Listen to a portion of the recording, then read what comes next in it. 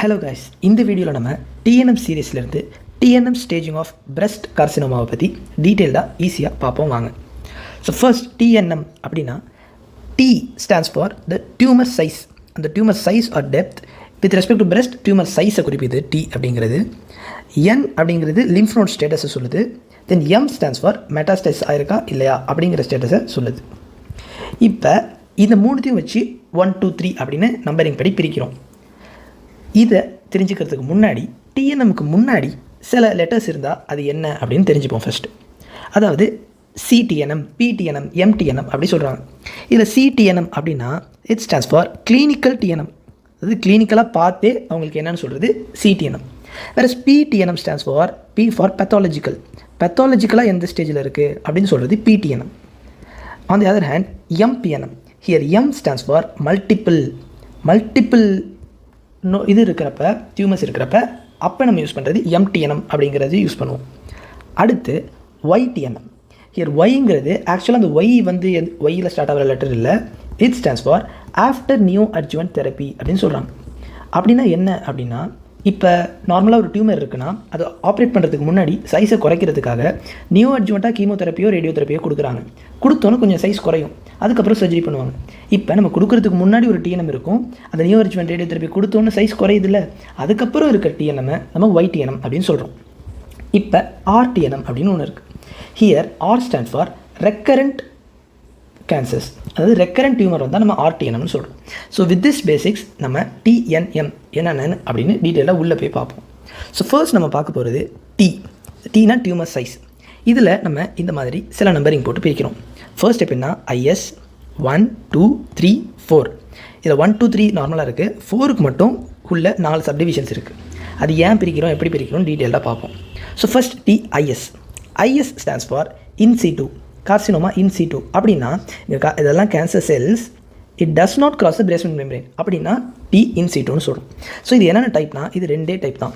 Either it can be ductal carcinoma in situ or it can be Paget's disease.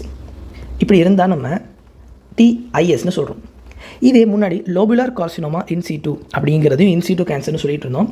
ஆனால் இப்போ latest guidelines படி it is no more in situ cancer, it is a benign condition அப்படின்னு சொல்லிடுறாங்க. So இது கிடையாது. இப்போ first டிஐஎஸ்ன்னு என்னென்னு பார்த்தோம். அடுத்து T1. இந்த T1 இனிமேல் இந்த T1 2 3 மூணுமே சைஸை வச்சு போகிறோம். First less than or equal to 2 centimetre size இருந்தால் நம்ம அது T1ன்னு சொல்கிறோம், சிம்பிள்.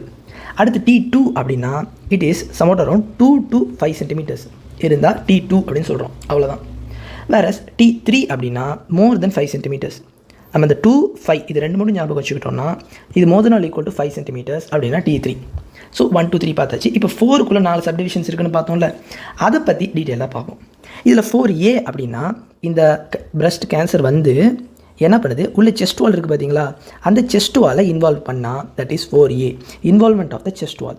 இப்போ எதெல்லாம் நம்ம செஸ்ட் வால் அப்படின்னு சொல்லுவோம்னு பார்த்தீங்கன்னா, செரட்டஸ் ஆன்டீரியர் மசில்ஸை இன்வால்வ் பண்ணால் இட் இஸ் 4A, ஆர் உள்ளே இருக்கிற ரிப்ஸை இன்வால்வ் பண்ணால் that is 4A, or intercostal மசில்ஸை இன்வால்வ் பண்ணாலும் that is 4A, chest wall involvement. ஆனால் முக்கியமாக நம்ம பார்க்க வேண்டியது எது செஸ்ட் வால் கிடையாது அப்படின்னா, pectoralis muscle is not a component of chest wall. Pectoralis muscle involve பண்ணால் நம்ம செஸ்ட் வால் இன்வால்வ்மெண்ட்னு சொல்ல மாட்டோம். So this is 4A. Next 4Bன்னு என்னென்னா, 4Aவில் எப்படி செஸ்ட் வால் இன்வால்வ் பண்ணிச்சோ 4Bயில் ஸ்கின்னை இன்வால்வ் பண்ணால் அது 4B. இப்போ ஸ்கின்னை இன்வால்வ் பண்ணி 4 கண்டிஷன்ஸ் நம்ம இமேஜ் வச்சுருக்கோம். இதை ஒன்றா பார்த்தீங்கன்னா இந்த ஃபர்ஸ்ட் இமேஜில் இருக்குது that is an ulcer involve ஆனிச்சுன்னா எஸ் இட் இஸ் ஸ்கின் இன்வால்வ்மெண்ட்னு சொல்கிறோம். அடுத்து இங்கே பாருங்கள், this is peau d'orange appearance. This is due to involvement of subdermal lymphatics. இது இன்வால்வ் ஆனிச்சுன்னா yes it is skin involvement அப்படின்னு சொல்கிறோம். வேறு ரைட் சைடில் பார்த்தீங்கன்னா this is a case of dimpling. இது எதனால் வருது அப்படின்னா it is due to involvement of ligament of Cooper. அதனால் இது வந்து ஸ்கின் இன்வால்வ்மெண்ட் கிடையாது. அதுமாரி நெக்ஸ்ட் இது பார்த்தீங்கன்னா திஸ் இஸ் ரிட்ராக்ஷன் ஏன் வருது அப்படின்னா it is due to involvement of the lactiferous duct. அதனால இதுவும் ஸ்கின் இன்வால்வ்மெண்ட் கிடையாது. ஸோ இது ரெண்டும் ஸ்கின் இன்வால்வ்மெண்ட் கிடையாது. Ulcer and peau d'orange and satellite lesions are skin involvement which comes under T4B. இதெல்லாம் நம்ம தெரிஞ்சுக்கணும். அடுத்து என்னென்னா T4C. இங்கே என்னென்னா the tumour involve both chest wall and skin. Chest வால்லையும் இருக்குது, ஸ்கின்னையும் இருக்குது. 4A and 4B கலந்துருந்தா that is 4C அப்படின்னு சொல்கிறோம். Then 4D the final thing, this is called inflammatory type. Inflammatory type of breast carcinoma நம்ம 4Dன்னு சொல்கிறோம். Or when there is a purity orange appearance affecting more than 1/3 of the skin அப்படின்னாலும் நம்ம என்ன சொல்கிறோம், 4D அப்படின்னு சொல்கிறோம். இந்த கேட்டகரியில் கொண்டு வரும். ஸோ இப்போ நம்ம டி ஸ்டேஜிங்கில் டீட்டெயிலாக பார்த்தோம். அடுத்து நம்ம போகிறது N staging, that is lymph node staging. N ஸ்டேஜிங்கில் என்னென்ன இருக்குன்னா 0, 1ல் ஒரே ஒரு டைப் இருக்குது, 2ல் 2 டைப் இருக்குது, A and B அப்படின்னு, 3ல் 3 டைப் இருக்குது. இப்படி ஈஸியாக ஞாபகம் வச்சுக்கலாம். 1ல் ஒரு டைப், 2ல் 2 டைப், 3ல் 3 டைப். இப்போ ஃபஸ்ட்லேருந்து பார்ப்போம். N0 அப்படின்னா 0 லிம்ஃப் நோட்ஸ், எந்த லிம்ஃபுமே ரீஜனல் லிம்ஃப் நோட் இன்வால்வ் ஆகலை அப்படின்னு அர்த்தம், நோ அப்படின்னு வச்சுக்கோம்.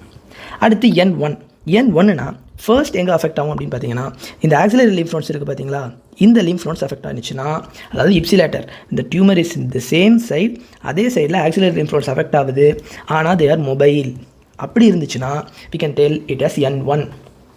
அதே லிம்ஃப் நோட்ஸ் வந்து auxiliary lymph notes when they become fixed ஆனிச்சுன்னா நம்ம N2Aன்னு சொல்லிடுறோம். N1ல் மொபைல் இப்சிலேட்டர் ஆக்சிலரி, வேறு N2Aல அதே ஆக்சிலரி ஃபிக்ஸ்டு ஆனிச்சுன்னா 2A அப்படின்னு போய்ட்றோம். இப்போ 2B அப்படின்னு ஒன்று இருக்குல்ல, இங்கே என்ன இன்வால்வ் ஆகுதுன்னா ipsilateral side internal mammary lymph nodes, அதே சைடில் internal mammary lymph nodes involve ஆனிச்சுன்னா, அது மட்டும் இன்வால்வ் ஆனிச்சுன்னா நம்ம 2Bன்னு சொல்கிறோம்.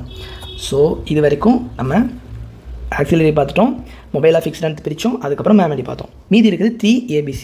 இங்கே 3A அப்படின்னா இந்த இடத்துல நமக்கு கிளாவிக்கல் இருக்கும். இந்த கிளாவிக்கலுக்கு கீழே இருக்க லிம்ஃப் நோட் இன்வால்வ் ஆனிச்சு அப்படின்னா infra clavicular lymph notes involvement is type N3A, infra clavicular. இப்போ N3B அப்படின்னா என்னென்னா, முன்னாடி நம்ம ஆக்சிலரி லிம்ஃப் நோட் தனியாக பார்த்தோம், இன்டர்னல் மெமரி தனியாக பார்த்தோம். இப்போ இது ரெண்டுமே சேர்ந்து இருந்துச்சு அப்படின்னா தட் இஸ் 3B அப்படின்னு சொல்கிறோம். வேறு 3C அப்படின்னா என்னென்னா, முன்னாடி இந்த கிளாவிக்கல் வச்சு பார்த்தோமா, கிளாவிக்கலுக்கு இன்ஃப்ராவாக இருந்தால் 3A, அதே கிளாவிக்கலுக்கு மேலே இருந்தால் that is supraclavicular lymph நோடாக இருந்தால் தட் இஸ் N3C. ஸோ இப்போ லிம்ஃப் நோட் ஸ்டேட்டஸ் ஃபுல்லாக பார்த்தோம். ஃபஸ்ட்டு 1னா மொபைல் ஆக்சிலரி, 2Aனா ஃபிக்ஸ்டு ஆக்சிலரி, 2Bனா இன்டர்னல் மெமரி, 3Aனா இன்ஃப்ரா கிளாவிகுலர், 3Bனா both internal memory and axillary, and 3Cனா சுப்ரா கிளாவிகுலர். பார்த்தோமா, இது எல்லாமே இப்சிலேட்டரல். வேறு கடைசியாக நம்ம பார்க்க போகிறது M typing, that is metastasis இருக்கா இல்லையா அப்படின்னு. வேறு M0 அப்படின்னா பேர்லேயே இருக்குது, நோ மெட்டாஸ்டாசிஸ், எங்கேயும் போகலை அப்படின்னு. M1 அப்படின்னா டிஸ்டன்ஸ் மெட்டாஸ்டாசிஸ் இருக்குது அப்படின்னு அர்த்தம். எங்கெங்கெல்லாம் போனால் டிஸ்டன்ஸ் மெட்டாஸ்டாசிஸ் அப்படின்னு கேட்டிங்கன்னா, இந்த இப்சிலேட்டரல் லிம்ஃப் நோட்ஸ் கொஞ்சம் பார்த்தோம் பார்த்தீங்களா, அது மட்டும் போனால் தான் மெட்டாஸ்டாசிஸ் கிடையாது. வேறு கான்ட்ராலேட்டரல் லிம்ஃப் நோட் போனாலே அது வந்து நமக்கு M1 கணக்கில் வந்துடும். ஸோ கான்ட்ராலேட்டரல் லிம்ஃப் நோட்ஸ் இருக்கணும். இந்த ஆப்சன்ஸ் ஆஃப் பிரஸ்ட் கேன்சர் வந்து ஆப்போசிட் சைட், அந்த சைடில் பிரஸ்ட் கேன்சர் இருக்கக்கூடாது. அப்படிங்கிற பட்சத்தில் இந்த சைட்லேருந்து அங்கே மெட்டாஸ்டாசிஸ் ஆகிருக்கு அப்படின்னு M1 சொல்லிடலாம்.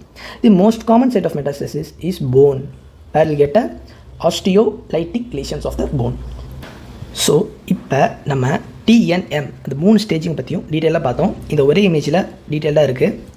இப்போ இன்னும் நம்ம ஒரு ஆட் பாயிண்ட்டாக என்ன பார்க்க போகிறோன்னா, பிரஸ்ட் கேன்சரை கிளினிக்கலாக 3 விதமாக பிரிக்கிறாங்க. Early breast cancer, locally advance breast cancer and metastatic breast cancer அப்படின்னு. ஸோ எந்தெந்த ஸ்டேஜை எப்படி சொல்கிறோம் அப்படின்னு பார்த்தீங்கன்னா, M1 வந்துச்சு அப்படின்னாலே மெட்டாஸ்டாட்டிக் பிரஸ்ட் கேன்சர்னு சொல்லிடுறோம். வேறு ஏர்லி பிரஸ்ட் கேன்சர்னால் சின்னதாக இருக்குது அப்படின்னு பேரில் இருக்குது. ஸோ T1 or T2 அப்படின்னா லெஸ் தென் 5 cm இருந்தால் அது சைஸை வச்சு ஏர்லி அப்படின்னு சொல்லலாம். வேறு nodal status N0 or N1 இருந்தால் ஏர்லி பிரஸ்ட் கேன்சர்னு சொல்லலாம். M must be 0, ஏன்னா M1 இருந்தால் அது மெட்டாஸ்டாட்டிக்கு போயிடுது. வேறு லோக்கலி அட்வான்ஸ் பிரஸ்ட் கேன்சர் அப்படின்னு எப்போ சொல்லலாம்னா, when it has a T3 N1 M0 இந்த பேட்டர்னில் இருந்தாலோ, அது மோர் தென் 5 cm இருந்தாலோ, ஆர் எனி T4ல் 4 இருக்குல்ல, T4A 4B 4C 4D எது வந்தாலும் லோக்கல் அட்வான்ஸ்னு சொல்லிடுறோம். ஆப்போசிட் சைட் பரவாது, அதாவது டிஸ்டன்ஸ் மெட்டாஸ்டாசிஸ் இல்லாமல் எனி T4 இருந்தால், ஆர் எனி N2A N2B இருக்குது பார்த்தீங்களா, ரெண்டுமே டிஸ்டன்ஸ் மெட்டாஸ்டாசிஸ் ஆகலைன்னா நம்ம லோக்கல் அட்வான்ஸ்னு சொல்கிறோம். And any N3A N3B N3C இது 3மே டிஸ்டன்ஸ் மெட்டாஸ்டாசிஸ் ஆகலைன்னா நம்ம லோக்கலி அட்வான்ஸ் பிரஸ்ட் கேன்சர்னு சொல்கிறோம். So this is what all you need to know about TNM staging of breast cancer. Thank you.